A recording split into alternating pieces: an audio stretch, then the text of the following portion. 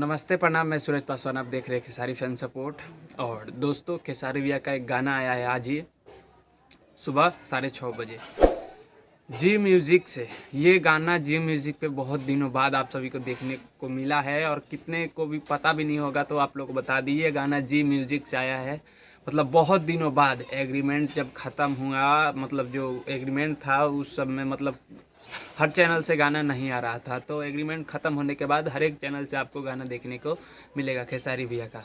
तो ये गाना जी म्यूज़िक से आया है और गाए हैं खेसारी भैया एंड प्रियंका सिंह जी। और जो म्यूज़िक डायरेक्टर हैं वो है आर्या शर्मा, और सॉन्ग लिखे हैं वो है कृष्णा विदर्दी जी। तो ये सॉन्ग बहुत ही बढ़िया आप सभी के बीच में, तो सुनिए और प्यार दीजिए, आशीर्वाद दीजिए। मिलते हैं आप सभी से नेक्स्ट वीडियो में, तब तक के लिए जय हिंद जय भारत।